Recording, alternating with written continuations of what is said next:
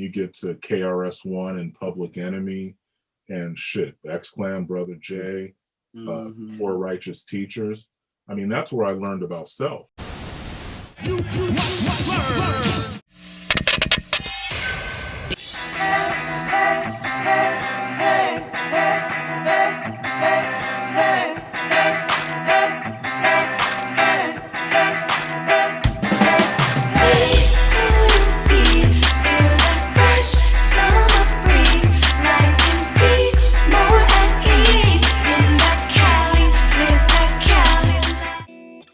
Welcome to the Trap Boot Camp podcast. It's your girl Oracle Jayne Doe. We are here again for part 2 of Lyrics of Light and High Responsibility, a closer look at the effects of music. We are talking to my good friend, Brother Jay, and we are going to be really hearing about, some positive things we can do in the community to change music. He's got some really strong views on what's happening right now, and I'm really excited to share this with you. So, stay tuned.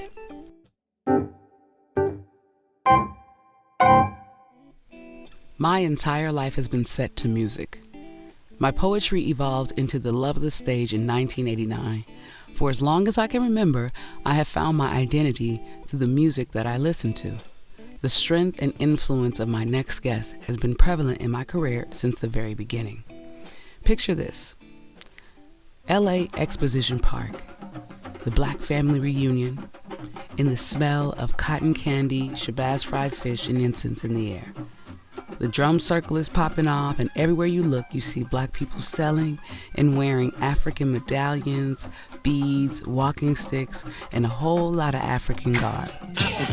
Very African. The music of X-Clan, Poor Righteous Teachers, the Jungle Brothers, and many more artists at that time brought about a vibe in our people that sparked pride and heritage. The lessons that were being taught through the music were not what we were used to, but they were the theme music to the re-emergence of consciousness and pride in our regal ancestry.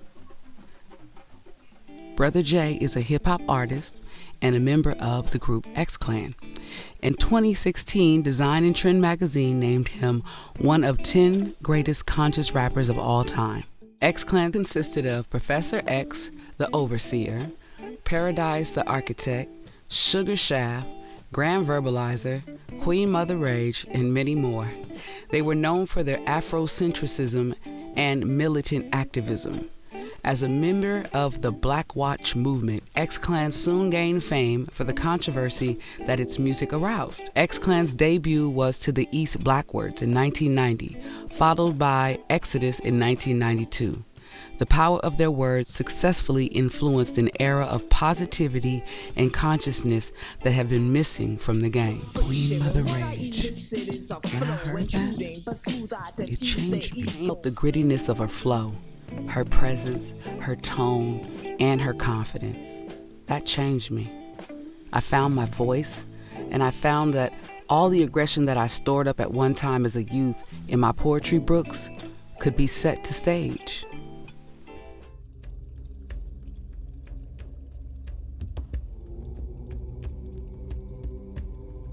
The African war drum was often used as a tool for healing, and it's prevalent throughout the music of X-Clan.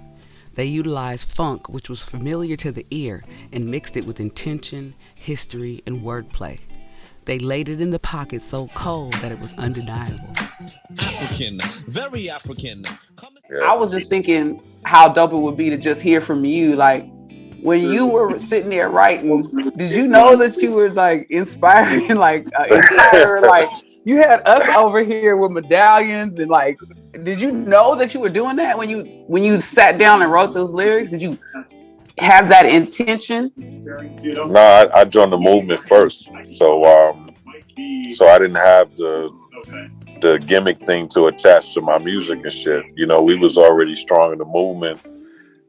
From early teenage, I was coming out of high school, I was in the movement. So I didn't get signed until 88, 89 with that first single and whatnot. So, I had been so strong with them. That's how we walked around all the time. I'm beads off at the basketball court and shit. You know what I'm saying? So yeah, so I just took my experience of what I was going through and put some in the music. You know what I'm saying? Let people know what it was like every day, really, participating in the rallies and building with the elders and all of this kind of thing. We were just sharing the experiences that we were going through. So it wasn't like a premeditated thing. It just was a natural thing because that's how we was all the time. The crown's on, everything. So it was just like something. And when you you didn't have to go look for it. You knew where to get it. We had to look for it. Yeah. New York is different. So, it's a melting pot of all kind of cultures and shit. So, you can go eat halal food and then go to the Nigerian spot and get some beads and, go to another spot and get some magic sandals and shit. It's New York is New York is wide open with the culture. So, if you know where to go, you get what you're looking for. You know what I'm saying? So yeah, we never had a problem with that. Most of our shit was custom anyway, so we didn't really buy too much shit from folks,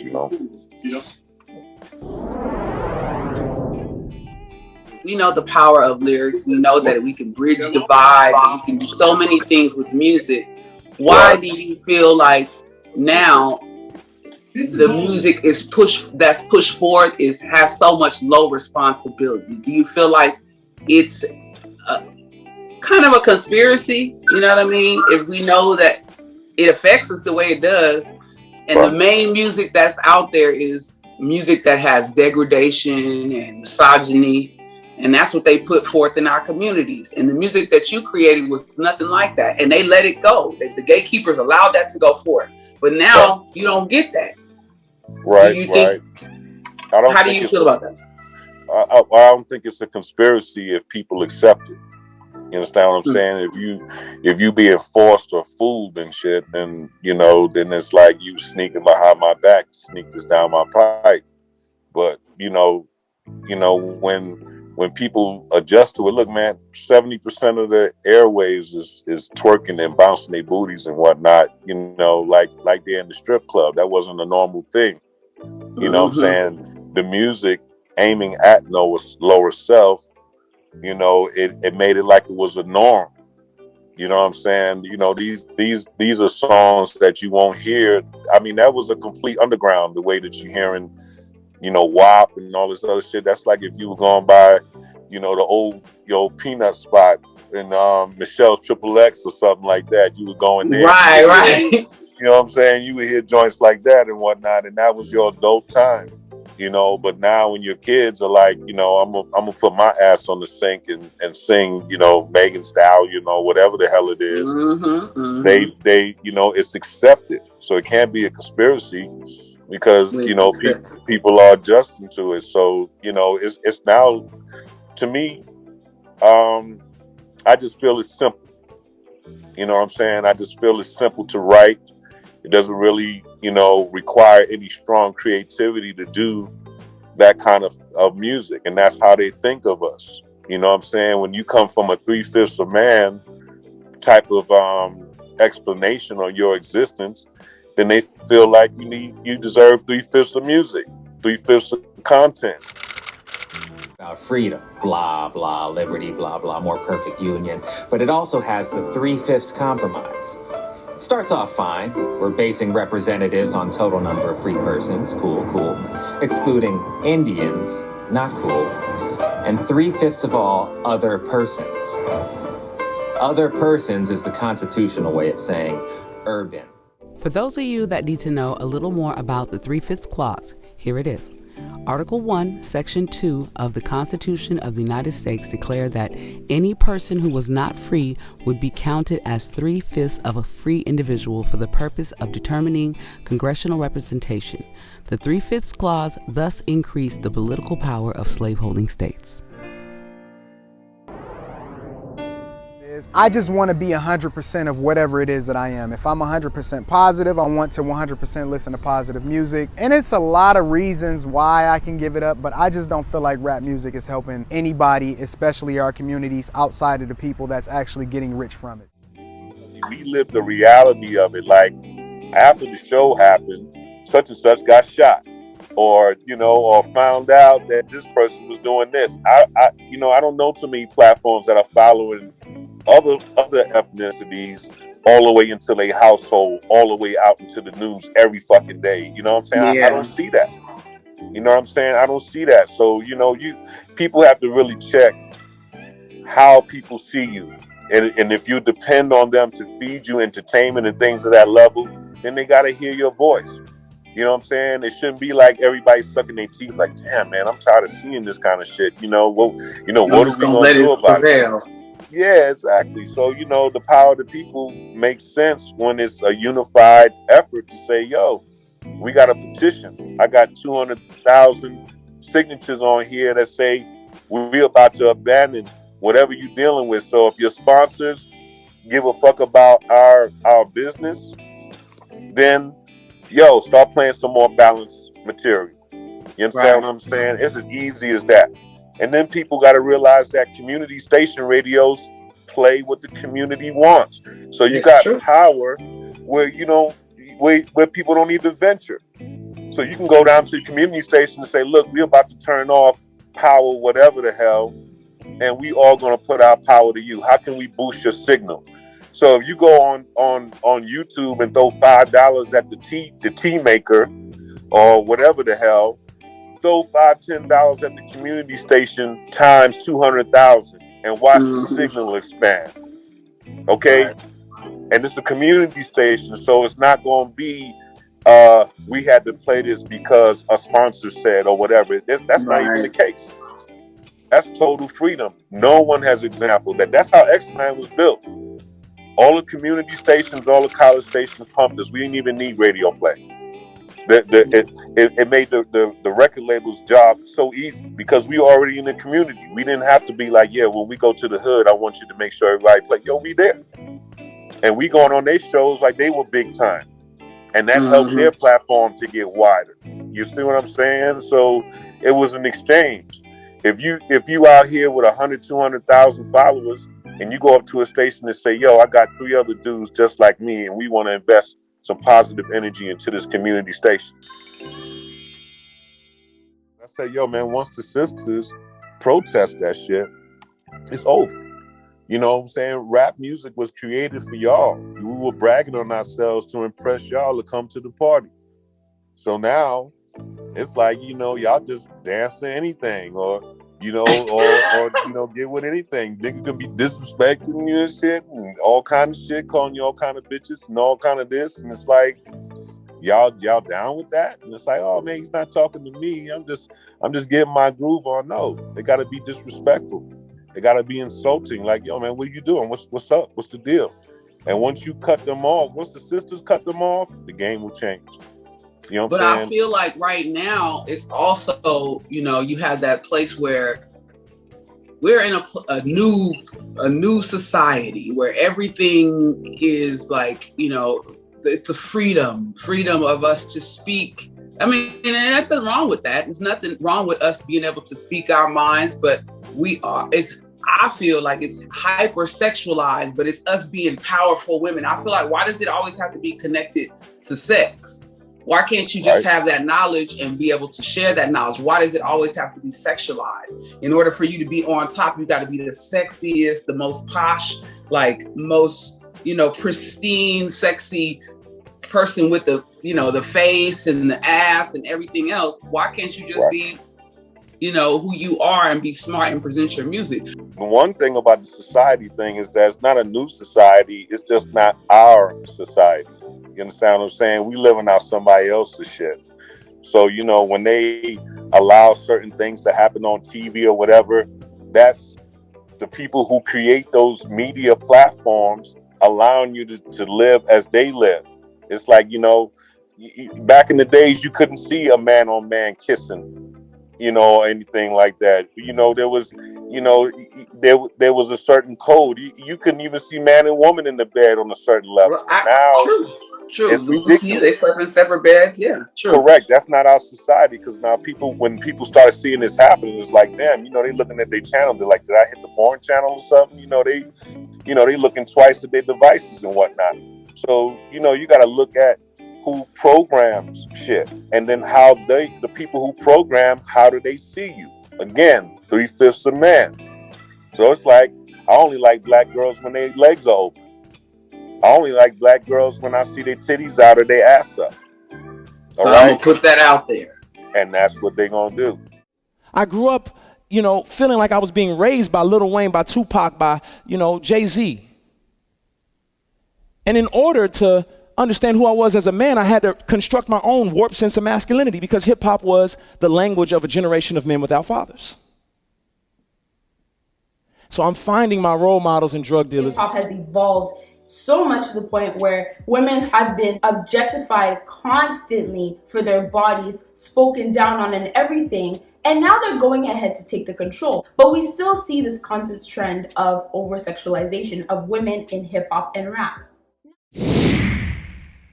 They've made like vinyl, like ancient hieroglyphics and stuff now. Like when you go back to listen to an old record, like, damn, listen to the tempo, look how full that is. It feels like an alien language.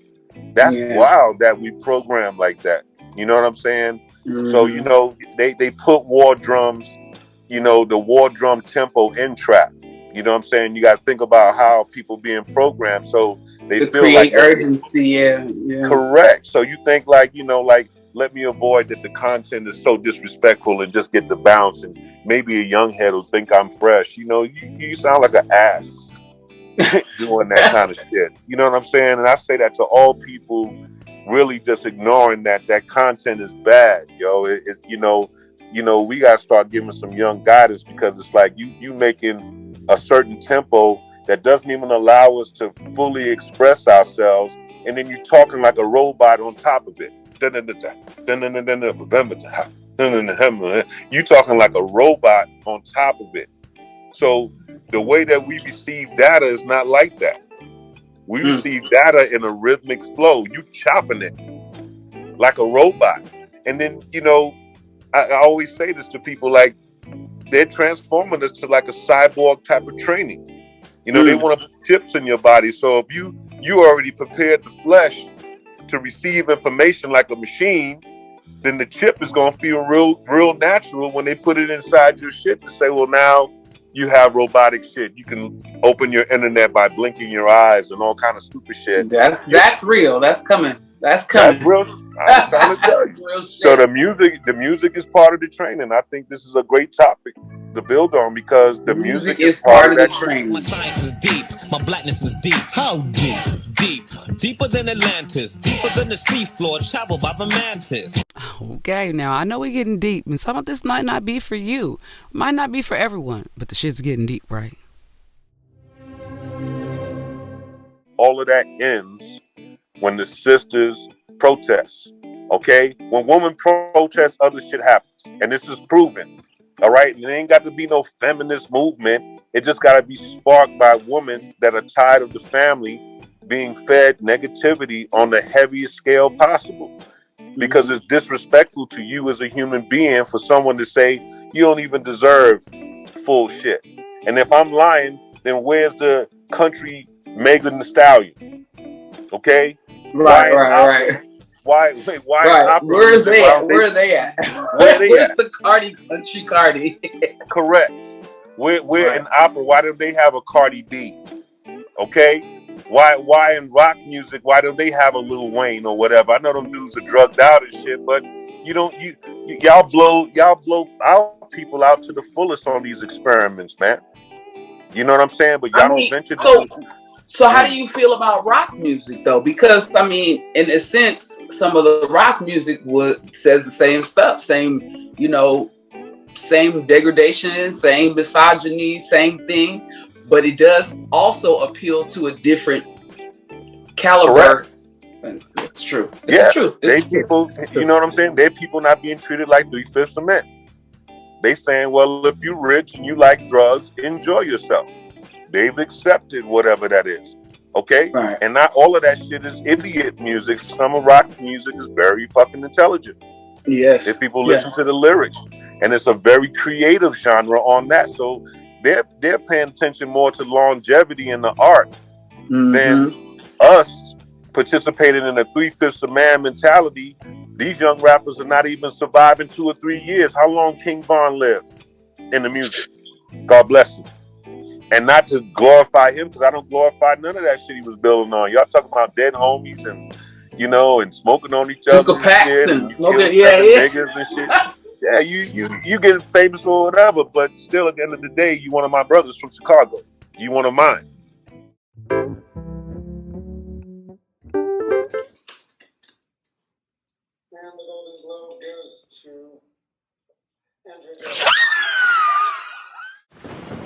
I'm downright flashy, you know.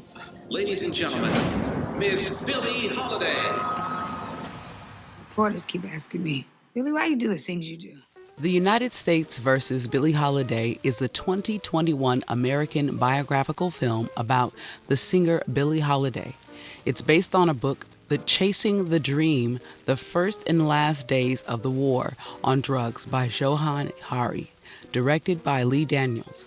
The film stars Andra Day in the role along with Trevante Rhodes, Natasha Lyonne, and Harriet Hedlund. Initially set to be theoretically released by Paramount Pictures, the film was sold to Hulu in December 2020 and digitally released in the United States on February 26, 2021. At the 78th Golden Globe Awards, it won Best Actress Motion Picture Drama for Andra Day, get it girl, and also it was nominated for Best Original Song, Tigress and Tweed. Seen that movie, Billie Holiday versus the United States of America? I didn't really know that pretty much they pretty much showed that the government killed her because she wouldn't stop singing that song, Strange Fruit. Right. Yes. And they broke it down. You know what it is? I was building on this the other day in an interview. It's not your words that you're kicking that, they try to shut down. It's the frequency that you create with those words. All right. So she's on a platform where she can make every black sister in the world like, I'm gonna poison my masters today. I'm at that time, word up. I'm gonna poison my boss today.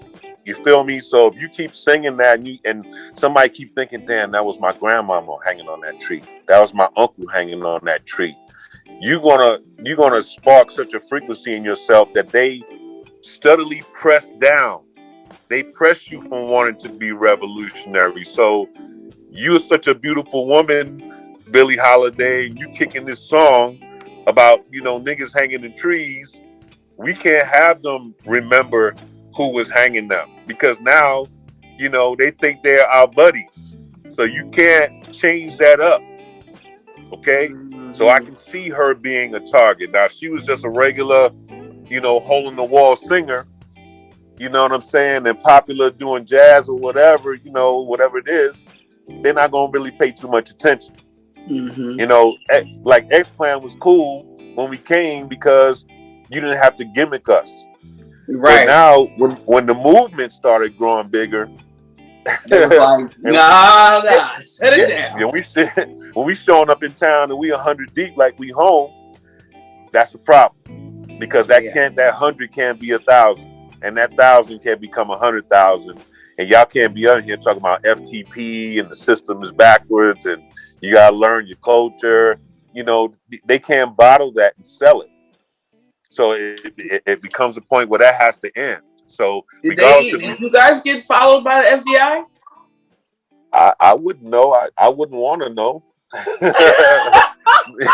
You know what I'm saying? I wouldn't want to celebrate that. They got a file on you somewhere. Yeah. Brothers be talking that shit. I'm like, why you want to brag or something like that? Would you want to have a file with these fucking fools, man? These dudes are diabolical, man. I don't want no fucking association with that, and I don't want no bragging rights. To no file. Like I'm on file, nigga. They watching me and shit, nigga. No, I don't want that shit. I wouldn't have no idea. So we're almost done here. I wanted to play a little game with you. It's a word association game. So the first word that comes to mind when I say these words, okay? All right, then. I'm hoping that you say what I hear in my head. I feel like you're gonna say it. We'll see what's up. Here we go. Okay. First one is African. Grand verb. Say it again. Grand verb. Grand verbalizer. Yeah. All right. Love. Peace. Hip hop. Freedom of speech. Culture. Needed. Fear.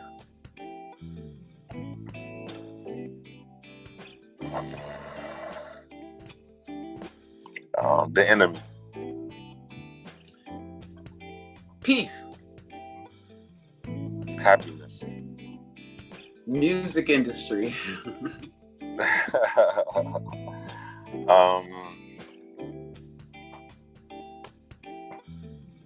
A great tool. Words. Power. Music. The remedy. Hate.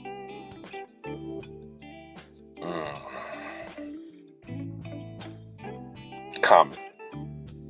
And freedom. By any means. All right. I love it. I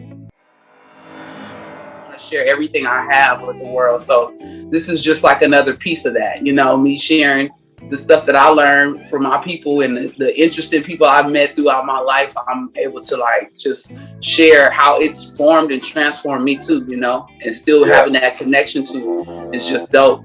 And whenever somebody bring up like just certain things in hip hop, they bring up your name and they bring up, I'll be like, damn, that's crazy that I know these people. Like, that's crazy.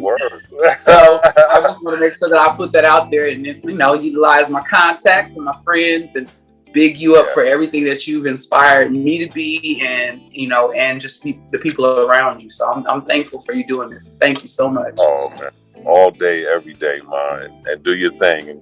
And one more note on the music to the audience: if they have catalogs of music and they're veterans, you can't put it all out. Write for some of these young heads. Or the flavor of music and rhythm that you have is going to die out and become extinct. You know what I'm saying? R&B nowadays, they don't even hit a note. And I ain't heard no Casey and JoJo type vibration in a minute. And cats are as talented. So if we were writing for them, showing them how to write better in some places and not trying to put all our catalog out. You know what I'm saying? Start to be the producer, start to be the head of the label and the guidance for them, than trying to be a star to compete with them, and the game will balance. You know what I'm saying? I love that. Stay tuned for episode 9, where we will be speaking to Grammy-nominated singer-songwriter Sholayy Brown. She's back with an awesome collaborative project, Words from the Spirit, The Collective.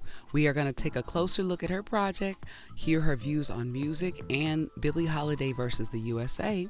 And Sholayy will be partaking in, drumroll please, the Crunch Battle. Yes, ladies and gentlemen, the Crunch Battle is back, baby. Stay tuned. Remember, we would play that. We got the album, we played it at the house, our home, all the time. But you could, this particular summer, you could walk down any street in our community, any street, and you could hear it from not one, not two, but it was like every single house was playing an album. And it was hot. It was a summer, I remember it was hot. And it was, you know, the Vietnam War and the protests were going on. And you could walk down the street and people had their windows open and you'd hear them blasting Marvin Gaye's at least one song from the album. And so I think that for music, anyone who catches that renaissance is in the middle of, and is a part of that, they'll be all right. Mother, there's too many of you cry.